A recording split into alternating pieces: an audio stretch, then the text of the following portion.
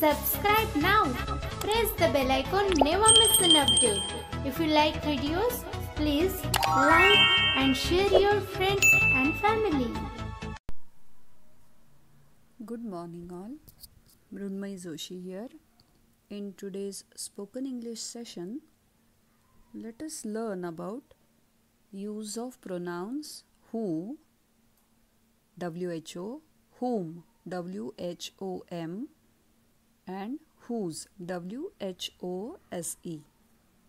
नमस्कार, मी मृण्मयी जोशी बोलते आहे आणि आजच्या आपल्या स्पोकन इंग्लिशच्या सेशनमध्ये आपण सर्वनाम हू, whom आणि whose यांचा वाक्यात उपयोग कसा करतात ते बघणार आहोत.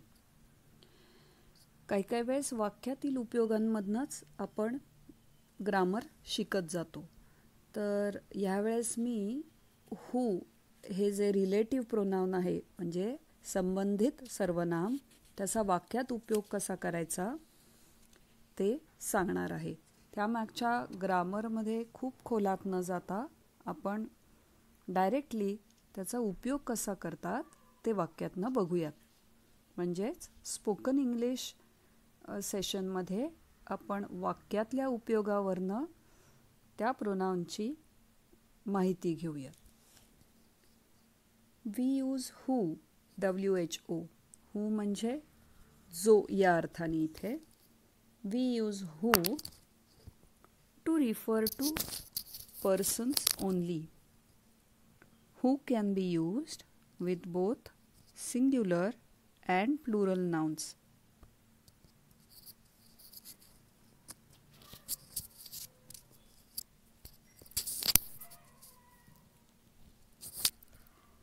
The girl who looks after the children is sweet. ती मुलगी जी मुलांकडे बघते ती गोड आहे. दुसरं, these are the students who want to participate in the games. तर हा झाला WHO whoचा उपयोग. We use whose, WHOSE, whose to show possession. Whose refers to people and things. whose म्हणजे ज्याला मराठीत ज्याचे, जिचे किंवा ज्यांचे असं म्हणता येईल. उदाहरण बघूया. राणी whose house is next door comes to meet my grandma every day. राणी जिचं घर माझ्या घराच्या शेजारी आहे ती माझ्या आजीला भेटायला रोज येते. दुसरं उदाहरण. This is money whose car we borrowed. इथंही WHO whoseचा वापर आपण केला.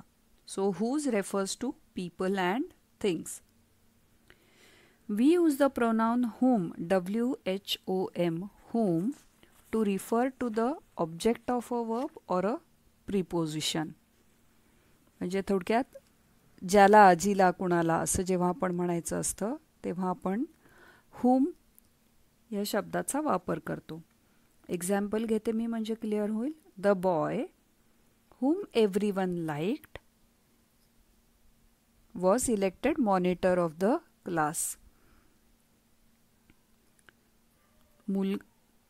तो मुलगा या अर्थाने जो सर्वांचा लाडका होता तो वर्गाचा मॉनिटर झाला. दुसरं उदाहरण आहे. Sita to whom I passed my notebook passed it on to Gita. आता हे प्रोनाउन्स काय आहेत हे सगळे कारण ते नाउनच्या ऐवजी आले म्हणून. Now let us learn about whose. त्याचा वाक्यातला उपयोग बघूया. WHOSE, whose is also used to refer to non-living things. Sometimes whose is used in place of which. आता याचं उदाहरण म्हणजे a rectangle whose sides are equal may also be called a square. Whose sides म्हणजे ज्याच्या बाजू. The sides of which च्याऐवजी आपण whose sides असं म्हणलं. तर थोडक्यात असा हू, हुम आणि हुज ह्या प्रोनाउन्सचा वापर आपल्याला करता येतो. So today we learn use of who, whom and whose. That is all for today's spoken English session. Thank you.